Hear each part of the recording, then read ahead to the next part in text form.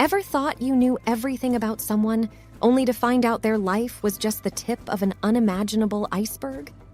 I used to live a life of routine, family, friends, and the occasional bump in the road. But nothing prepared me for the day my husband, Mark, vanished.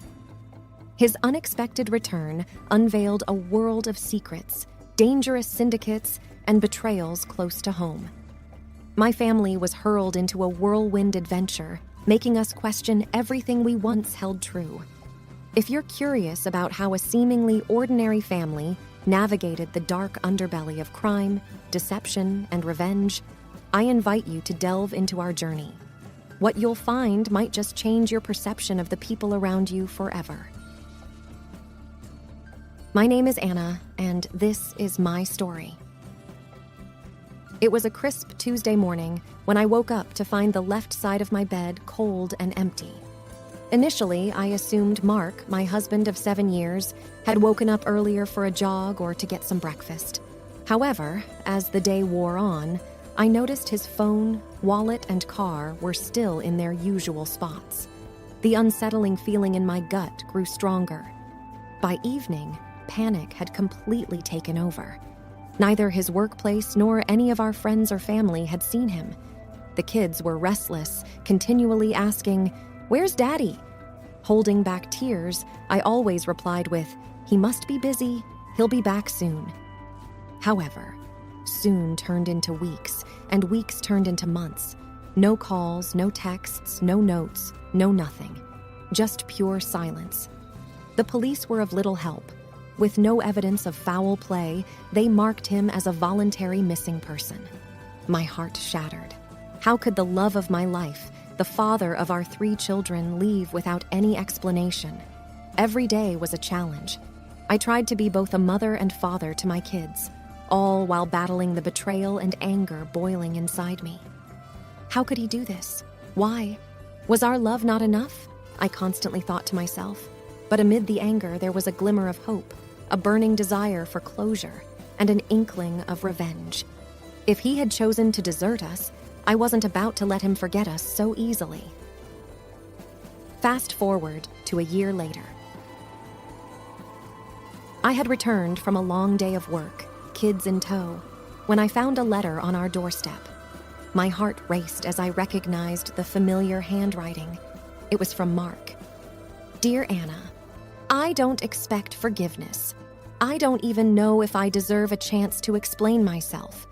But if you're willing to hear me out, meet me at the old tree house we built together tomorrow evening at 5 p.m., Mark." I read the note over and over, each time feeling a mix of anger, pain, and hope. The audacity of this man to disappear for a year and then waltz back into our lives as if nothing happened. "Oh, he's going to get what's coming to him," I muttered to myself. The kids sensed something was off. "Mom, what's that? Is it from Daddy?" My eldest, Max, asked, his eyes wide with a mixture of hope and fear. I hesitated, thinking of the best way to shield them from more pain. "It's nothing, sweetheart. Just an old friend," I replied, avoiding his gaze. That night, sleep eluded me. My mind raced with different scenarios. Was he in trouble? Was he remorseful? Or was this another cruel trick? And then, there was the burning desire for revenge. The pain he inflicted on our family was immeasurable. I wanted him to feel a fraction of the anguish we had been through. As dawn broke, a plan began to form. I was going to give Mark a taste of his own medicine, make him realize the weight of his actions. But first, I needed to meet him, to hear his side of the story. The day dragged on. Every tick of the clock felt like an eternity. And as 5 p.m. approached, I was a mix of anxiety, rage, and anticipation. I left the kids with my neighbor and headed to our old treehouse. As I approached the clearing, I saw a figure standing by the tree. It was Mark, but he looked different, older, wearier. He had lost weight and had a ruggedness to him that I hadn't seen before. "Anna," he whispered as I approached, his voice filled with sorrow. "I thought you'd never come." Little did he know that I was there with a plan, a purpose, and revenge was its name. As I walked closer, Mark's eyes welled up with tears, but I was unmoved. The hollow look in his eyes did nothing to soften the stone that my heart had become. The kids' endless nights of crying, their questions about their father, the bills piling up, and my sleepless nights flashed before my eyes. "Anna, I'm so sore." I cut him off. "Sorry? You think saying sorry now will fix everything?" My voice trembled, not just with anger, but with the weight of the suppressed emotions from the past year. "Where were you, Mark? Why did you leave us?" Mark looked down, taking a deep breath. "I can't justify my actions, Anna. I made a terrible mistake, but I had my reasons." I laughed bitterly. Reasons? What possible reasons could make a man abandon his family without a word? He looked up, eyes searching mine. "It's not as simple as you think, Anna. I had no choice. I was trying to protect you all." I scoffed. "Protect us? By leaving us alone, vulnerable and broken? Some protection, that is." Mark hesitated, taking a moment to gather his thoughts. "Anna, I got involved with some dangerous people, and I became privy to information I shouldn't have known. Staying would have put you and the kids in danger. I thought distancing myself would keep you safe." Willie, a part of me wanted to believe him. The anger and pain were too overwhelming. "So you played hero and left us to fend for ourselves? You could have at least left a note, a message, something. Instead, you left a gaping hole in our lives." Mark's voice cracked. "I know, and I can never make up for it. But I'm here now, and I want to make things right." That's when my plan for revenge kicked in.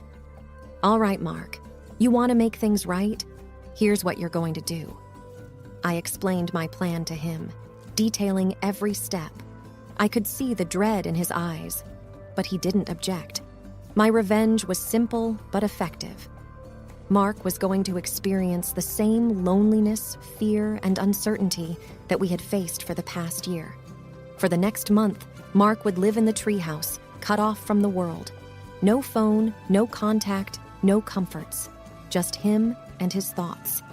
He would get a taste of what it felt like to be isolated, abandoned, and forgotten. Every weekend, I would visit him, not to comfort, but to remind him of the pain he had caused. That night, I left him in the treehouse with just a blanket and some canned food. As I walked away, I couldn't help but feel a pang of satisfaction. This is for the kids, I thought to myself.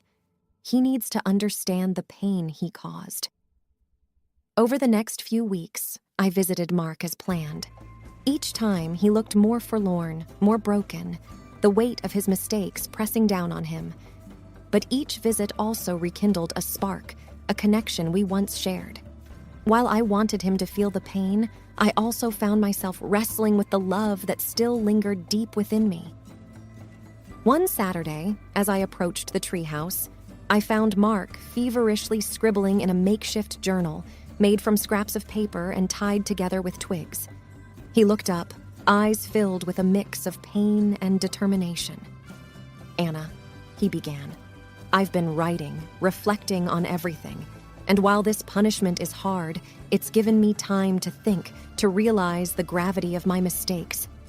I want to share this with you, my reflections, my regrets."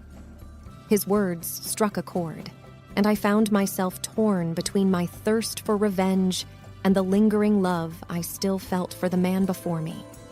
The coming weeks would prove to be a journey, not just for Mark, but for me as well. The path of revenge had taken an unexpected turn, one that I hadn't foreseen. Week 5 was when things started to shift. The plan was clear: make Mark feel what we felt.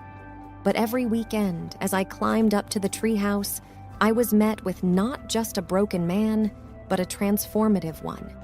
His writings painted vivid imagery of our past, our love, our dreams and hopes, all intertwined with his deepest regrets. He shared stories from his journal, and each entry was like a window into his soul.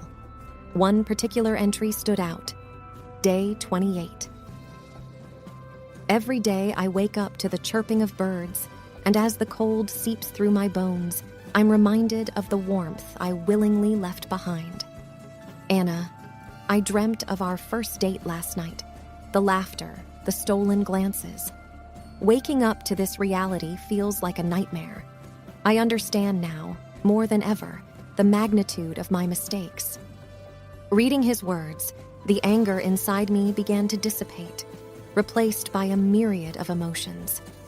Memories flooded back. Our first date, the birth of our children, the life we built. The weight of my revenge suddenly felt heavy on my shoulders. One evening, as I approached the treehouse, I found Mark engrossed in a sketch. He was drawing our family, using charcoal from the burnt-out logs of his small campfire. The raw emotion captured in that rudimentary artwork was palpable. "Anna," he said without looking up, "I've realized that living without you and the kids, even for this short period, is a fate worse than death. I've felt a loneliness that's deeper than the physical isolation of this treehouse." His voice trembled. "Every day, I see the kids playing in the backyard from this tiny window. Hearing their laughter, yet not being able to hold or comfort them, has been torture. But it's a pain I've earned, and a pain I needed to understand the depth of what I put you all through." My heart ached. The revenge that once felt so just and warranted now felt misguided. But there were still so many questions left unanswered. The doubts remained. Why did he get involved with these dangerous people? Why not confide in me? One day, he handed me a folded piece of paper from his journal. It was a letter addressed to those very questions. "Anna, I never meant for any of this. It started innocently, a business venture with an old college friend, but it quickly spiraled into a web of deceit and danger. They had ties to criminal syndicates, and I inadvertently became a witness to their illegal activities. I overheard plans, dangerous ones. And when they realized I knew, they threatened our family. My instinct was to protect you, but in my panic, I chose flight over fight. Every day I spent away was agony. The guilt consumed me, but the fear of those men finding you held me back. I thought staying away would keep you safe. Now, I understand it was the worst mistake of my life." Mark. As the weeks passed, my visits to the treehouse became less about reminding Mark of his errors and more about rekindling our bond. My revenge had set us on a path neither of us had expected, a path of understanding, healing, and redemption.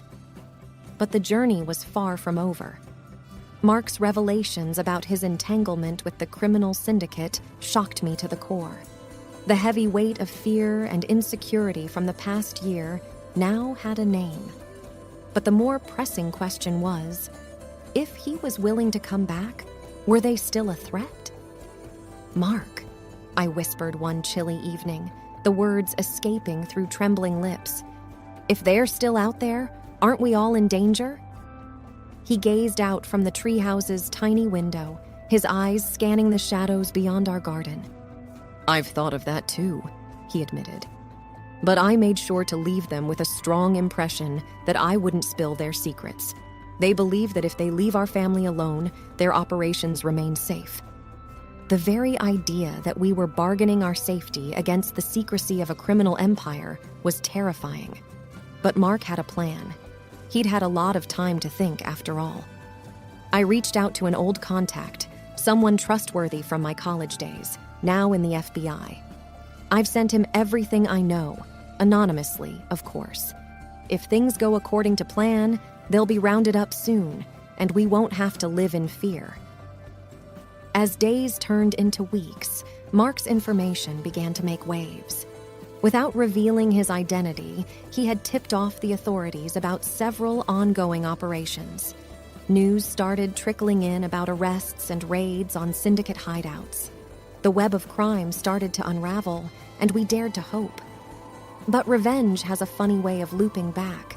My actions, designed to punish Mark for his absence, had unexpectedly made him a cornerstone in dismantling a criminal empire. And while we reveled in our newfound hope, we knew that the conclusion was imminent. I began to notice unfamiliar cars parked at a distance, men in sunglasses watching the house. Paranoia grew. Had they connected the dots? Was Mark's cover blown? One afternoon, as I played with the kids in the garden, an unknown number flashed on my phone. Answering it, I heard a distorted voice. "You think you can hide from us? You'll regret it." Fear clawed at me. I looked up to see Mark gazing down from the treehouse, a somber expression on his face. He had overheard the threat. But amidst the fear, a thought gnawed at me. What if we turned the tables one last time? Together, we hatched a plan. We'd bring the danger to our doorstep and confront it head-on. Using his contacts, Mark arranged for law enforcement to be on standby. And then, we baited the trap.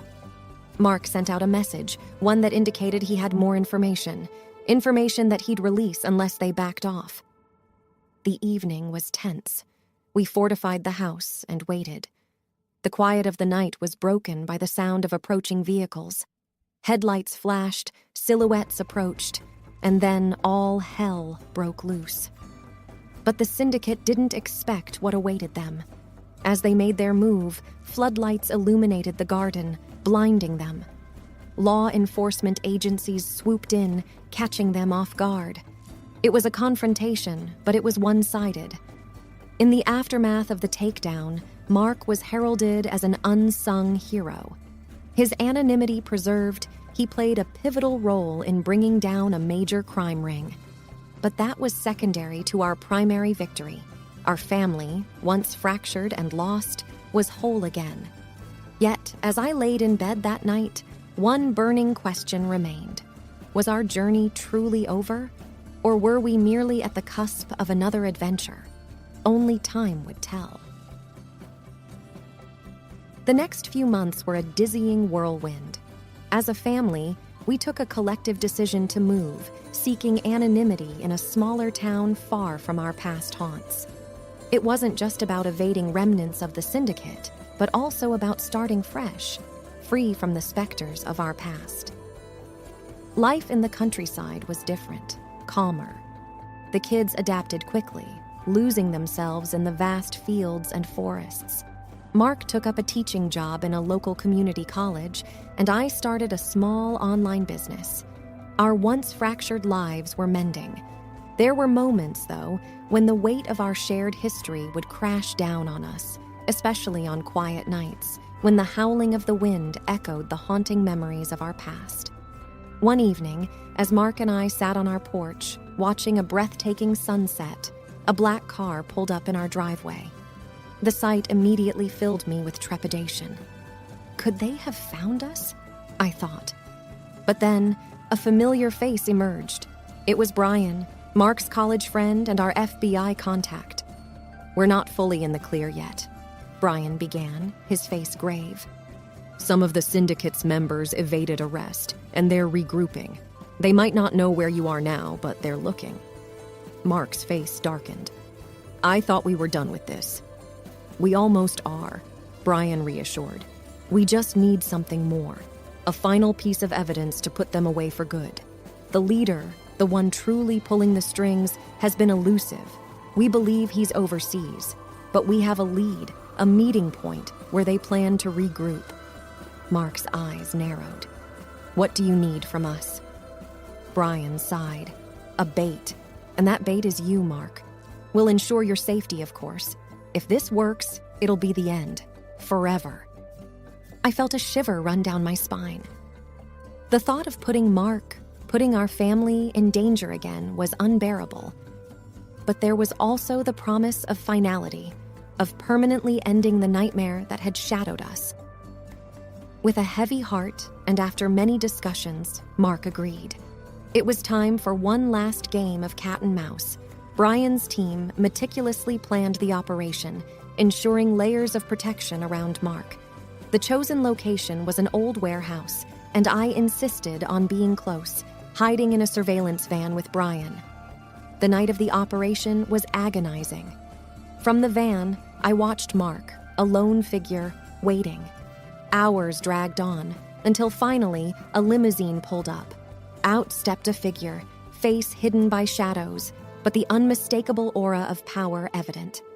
As they conversed, Brian's team prepared to strike. But suddenly, alarms blared. The warehouse was rigged.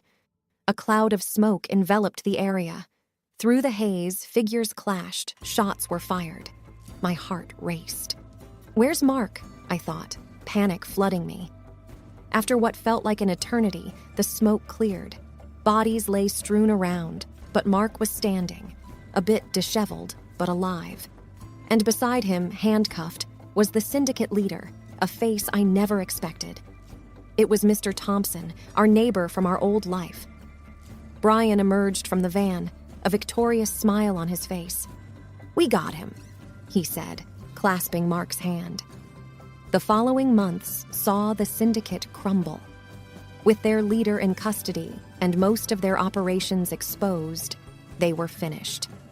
Mr. Thompson's arrest made headlines, revealing his double life as a seemingly benign neighbor and a global crime lord.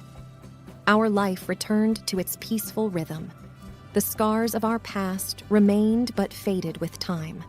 We became local heroes, with our story of resilience and love turning into the stuff of legends in our small town.